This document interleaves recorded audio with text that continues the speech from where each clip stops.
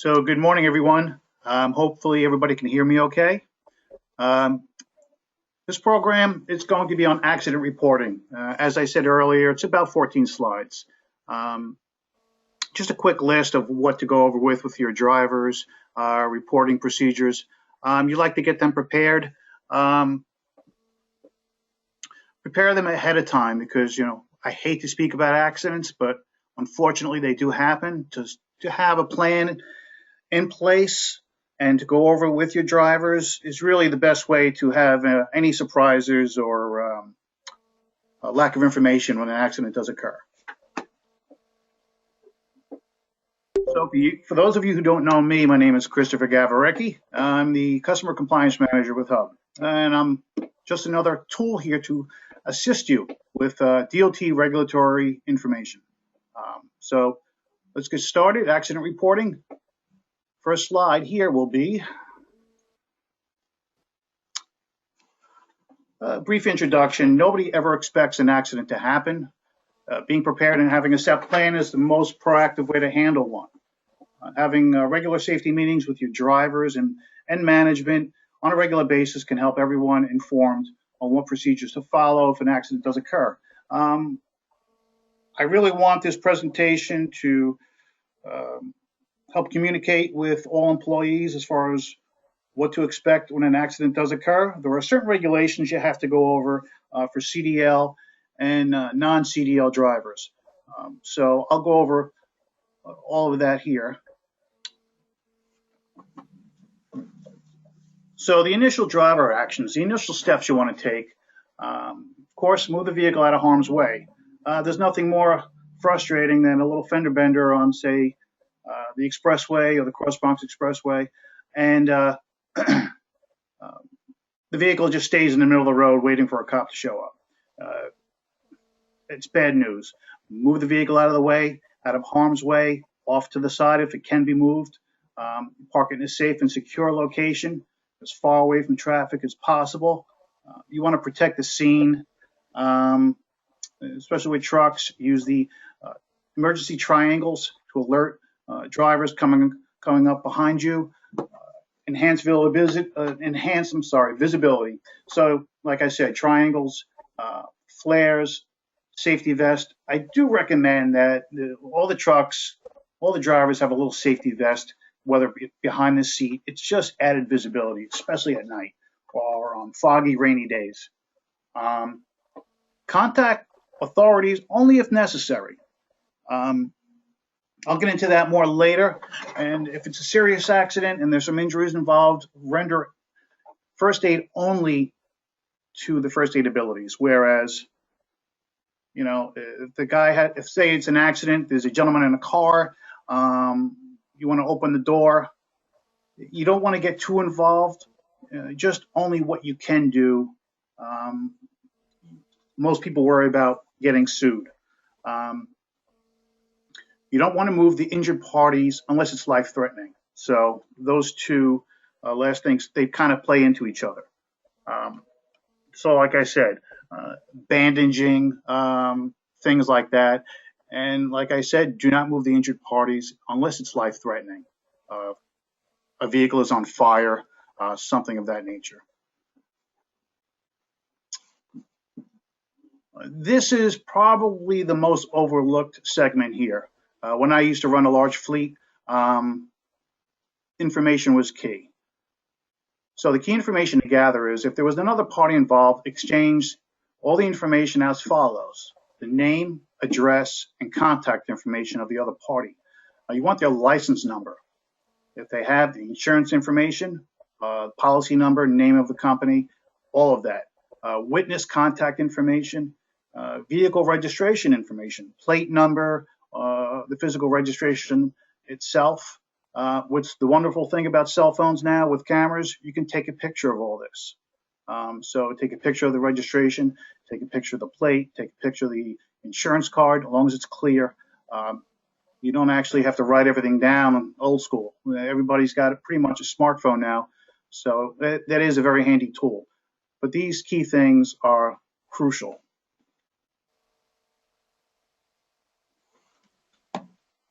And there is it's a nerve-wracking situation to be involved in an accident, but the conduct at the scene should be as follows. Of course, you want to be respectful, polite, and remain calm. Don't argue or threaten anyone at the scene. So a car cuts off a truck driver comes out mad.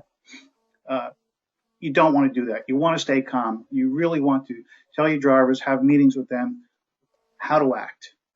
That could be a deciding factor in who's at cause of the accident.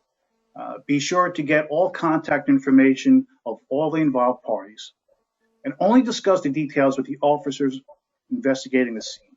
Uh, you don't want to get into a he said, she said thing with a group of witnesses. The key people are only the ones you discuss this with.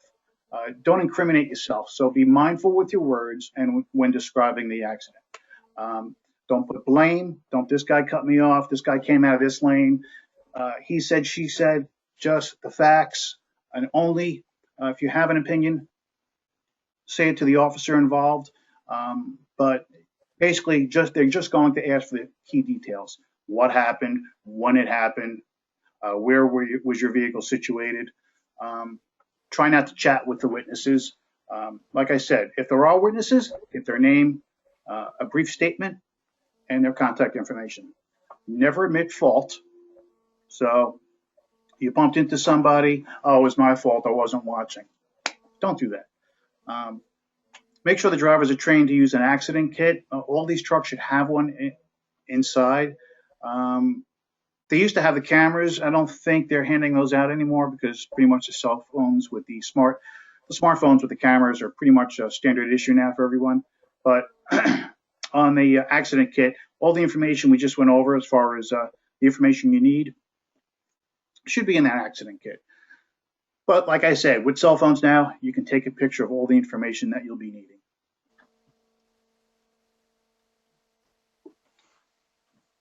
Back to the cell phones. Photos to be taken. This can really help you out. I've learned this over years. Long distance from both directions if possible. Like I said, this is if possible. The path of the accident to the resting place. So you're behind the vehicle, where the accident started, where you ended up. That really does help out a lot. Capture skid marks, scuff marks. If there was vision blocked, a tree was blocking a stop sign, that is also a biggie. Property damage, important to capture perishable items. So if it's, say, you're delivering food and there's food destroyed on the truck, get all of that as well. If there's contents of the interior of the truck that is damaged, whatever cargo you're hauling. Four-sided photos are best. All the vehicles involved show the damaged and undamaged areas, including the license plates. I hate to bring this up, but you do not want to take pictures of blood, injured, or deceased. You don't want to do that. That's just not the way to act at the scene. Remember that police, EMS, fire, and tow company may be taking pictures also. So that's their job. But the EMS and police take care of those pictures. There's no need to take pictures of things like that. What the driver should know. Now, all of the leased trucks through Hub Truck are owned from Hub Truck. Our name is on the registration. So here is where it gets a little tricky. An MV 104 is basically referred to as an accident report. So an MV 104 should be filled out. There should be 2 copies. Hub gets a copy, and you send a copy to your insurance company. So those of you who are not familiar with the MV 104, it has both the driver's information, who else was involved with the accident. There's some little arrows to do a little diagram. It gets a little confusing, but that does have to be filled out. It is a requirement. Now, that is not a requirement for, let's say a truck clipped a mirror and a mirror fell off. That's something that doesn't have to be filled out. Basically, an MV 104 has to be filled out whenever it's a serious accident, police are involved, and there's an accident report involved. You definitely want to do an MV 104. If there's serious damage to the Hub truck, say you backed into a building, you pushed in a bumper, fill out that MV 104. It really does make our insurance department's lives a little easier. Like I said, even though you are leasing a truck, all of these trucks are registered to Hub. So that definitely has to be MV104 times 2. One to Hub, one to your insurance company, and even times 3. One to Hub, one to the insurance company, and one for your own records as well. So remember this, now it's really big. As much as the cell phones can help you, they can also hurt you. So cell phones and cell phone records are now standard search investigation and warrant a discovery request. If they feel somebody was texting or talking on a phone, that can be looked at. So keep that in mind for the drivers, CDL drivers and non-CDL. Everybody should be off the phone. Last 30 days of activity will be gone through with a fine-tooth comb, including logbooks and all supporting documents. So for those trucking companies that are running logbooks, make sure they're up to date. Driver's files. On the second to the last item there, which says last 30 days of activity, this is for worst case scenario.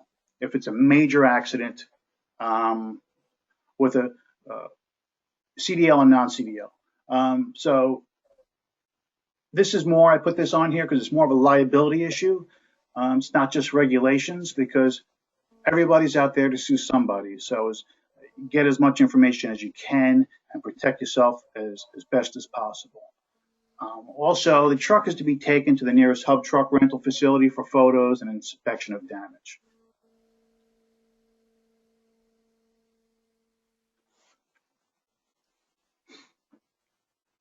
So this is between management, your safety department. Whether you have one truck or 100 trucks, it should pretty much work the same way. We have all different types of customers, large fleets, small fleets, big trucks and small. This works the same for everyone.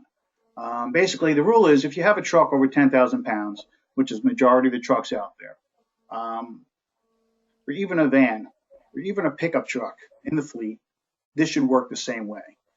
There are some differences as far as DOT regulatory issues, but having a prepared plan is the best way, and I really recommend going over this with your drivers. Create an emergency 24/7 designated contact. So if your trucks are running, in the middle of the night, somebody should be a key number to be called.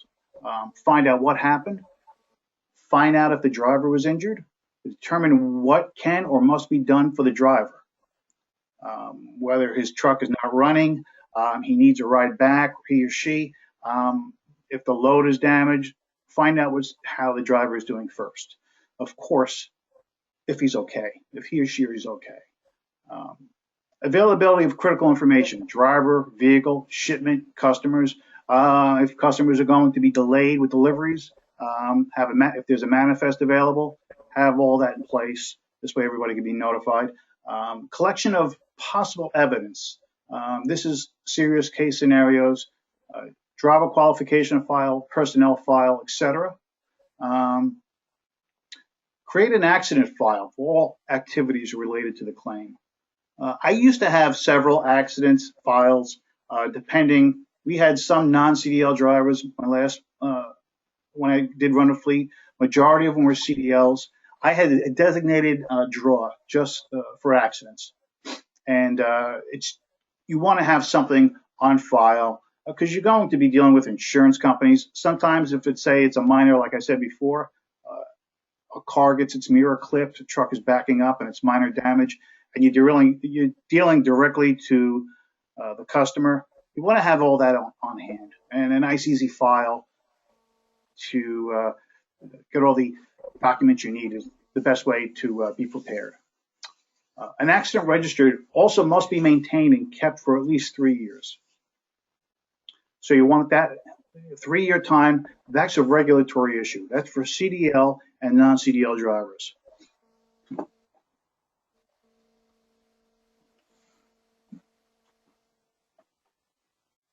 So we know your insurance company must be contacted as soon as possible in case an accident occurs. Always have a key contact information at your insurance company. Generally, it's a 1-800 number, 24 hours. Most insurance companies have that now. Email, fax, whatever you have to do. The sooner you get the information to the insurance company, the better. This I had to learn the hard way, minor accidents may be reported as record purposes only. So this protects your interests with the insurance company. Now, when I refer to this, we all deal with the city and minor accidents. So I'll go back to a mirror getting clipped from a truck. Okay, so the driver hits the mirror comes off. The customer or the driver of that other vehicle calls the owner of the company or the manager of the company. And generally, the thing is, get an estimate, I'll take care of it. So he gets an estimate, he sends it over to you, say it's $350, it's a nice mirror, all electric. You pay it out. What I recommend is having some kind of waiver sign where it relieves you from any other liabilities. Once you send out that check to pay for this claim, because you're not going through your insurance, standard deductible is about $1,000. You don't have to, this is on minor accidents only. Report that to the insurance company as well, because you never know if they're going to try to double dip and try to make a claim through the insurance company after you've already paid them. It's happened many a times. So record purposes only. It's not going to make your insurance rates go up. You just tell your insurance agent or the processor that you want to do a record purposes only just to protect yourself. You don't want to see that guy getting paid twice, all right, for a broken mirror. Have a list readily available that has all the key contact information for your insurance carrier, including email addresses and fax numbers. And this communication is key. Have an accident handled in a timely manner.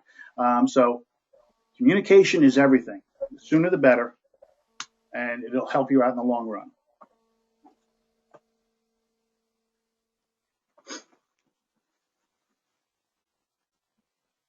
So here's some more key information to gather.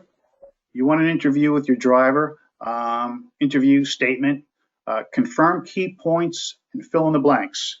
So the driver was somebody, if he was rear-ended, where he was, all the information, you want to have that for your company as well. Separate facts from fiction. He said, she said, you don't want that. Just the facts, what happened in the accident. Review the entire statement with the driver. Make sure, like I said, you fill in the blanks. They could be a little nervous at the time, you know, whether it's a fender bender or a more serious of an accident, just review the entire statement with the driver. If you want to do this before you contact the insurance company, or this is what also will happen. If it's more of a serious accident, they generally want a statement from the driver. The insurance company will then call the driver themselves. That can get a little tricky. So before that happens, go over with the driver. Review the driver accident report and diagram with the driver. And in serious accidents, you may want to consider having an attorney, or the insurance carrier has an attorney on hand. Just get really close with your insurance company, and they will help you out in instances like this. Collect and protect pictures and camera. Have everything dated, identify what it is, when it was taken. Locate materials or information that validate or disapprove of driver statements. So anything you can do to back up, to help the driver and help your company, by all means, go and do it. But one thing you do not want to do, you do not want to purposely leave anything out, because sooner or later, it may be found out. So whether it was speeding, talking on a phone, if the driver did something wrong, get it out in the beginning. Don't let it drag on and then hurt you in the long run, hurt your company, it hurts the driver.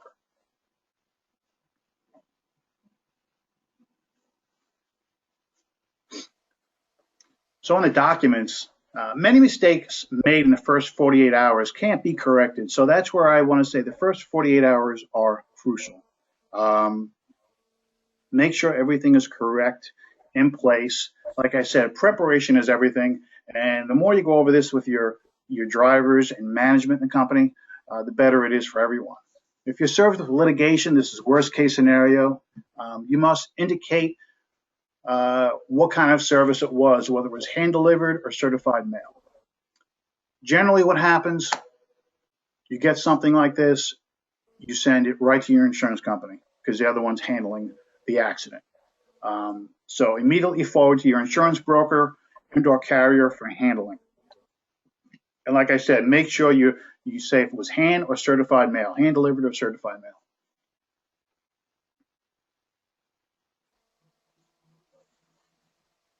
So this is for CDL drivers only. With the CDL license, there are a lot of regulations that the driver and the company has to abide by. So this is post-accident drug testings. Some of this I was not aware of. You tend to learn things the hard way or learn by mistake. So I recommend everybody know this. This is a key requirement.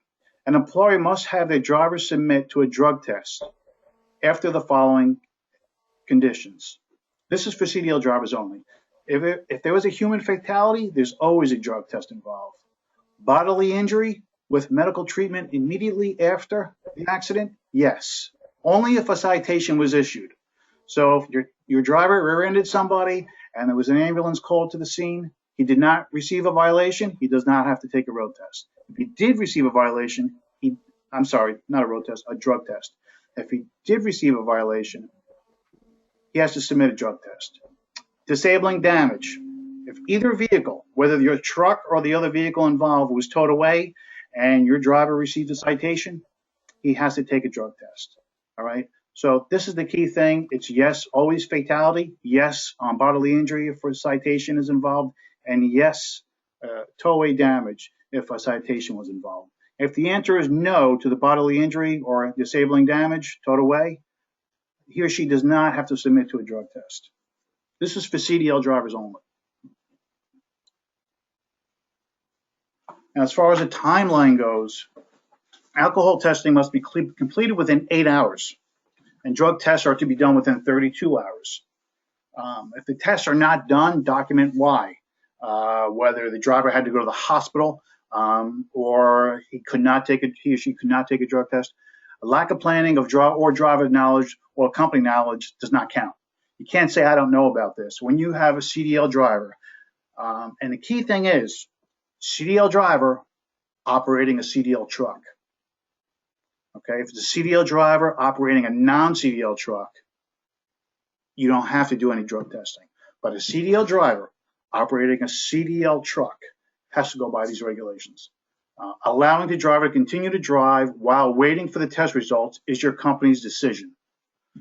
So you rear-ended somebody, he received a citation, and he submitted a drug test. You're waiting for the results to come back. If you still want him to drive, that's up to you, unless reasonable suspicion issues of a failed alcohol test. So whether he received a breathalyzer at the scene, or you knew it's knowingly failed a drug test, or he was visibly under the influence, that's a different scenario right there.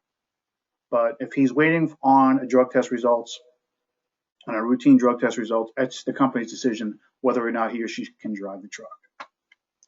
Like I said, this is for CDL drivers operating CDL vehicles.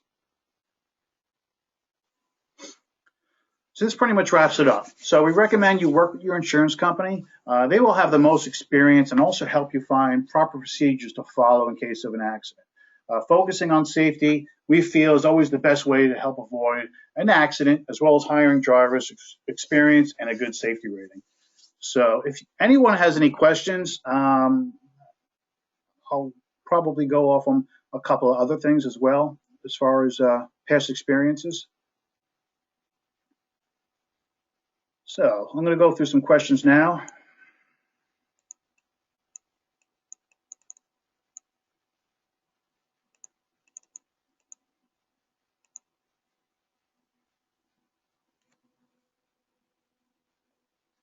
As far as if you had drivers ask why they should move the vehicle, the accident scene, it depends on the accident, but you don't want to block traffic. If it was a serious enough accident where it has to be investigated, they're going to do that on their own. Now, it varies on the accident. So whether it's a side swipe, if the vehicles are movable, by all means, move them out of the way.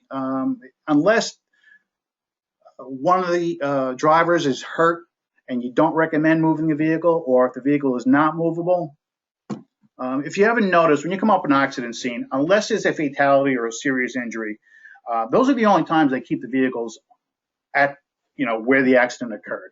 I recommend, if as long as the vehicles are movable and both drivers are okay, I really do recommend moving the vehicles out of the way because it's for everyone's safety. The scene, as far as being protected, it could take an hour or a half hour to an hour to get an officer to come to the scene, especially in the city. I mean, it takes a long time. So it's best just to move the vehicles to the side. And like I said, it's a judgment call how serious the accident is. But in most scenarios, I recommend just moving the vehicles off to the side.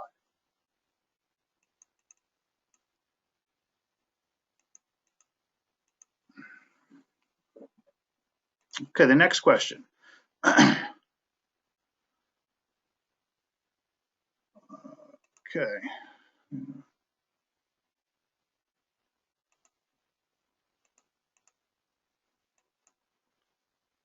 So you really want to go over your driver's motor vehicle records. Get to know about your driver. Have the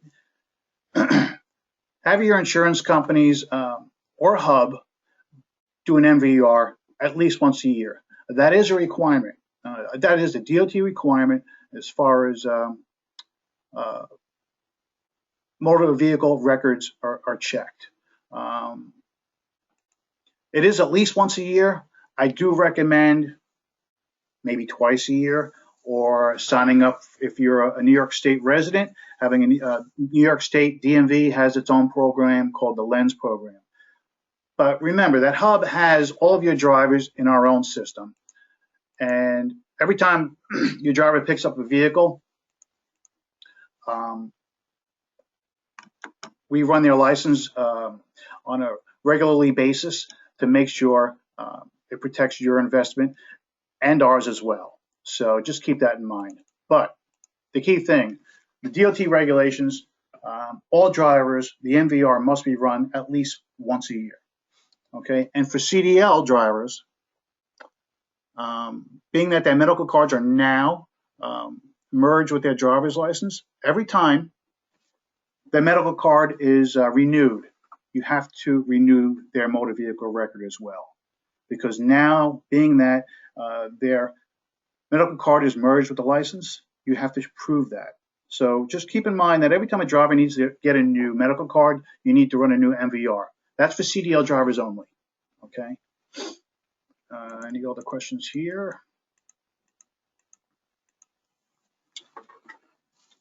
I just attended a trucking seminar, and also GPS. If you can get GPS records where the accident occurred, GPS records are a really, really good tool to assist you. Even tell you how fast you're going, where the accident happened. So that is a really, really good tool. You want to be aware. So if you do have GPS in your trucks, I really recommend everybody have it. It really is a good tool to have. Let's see here. Any other questions?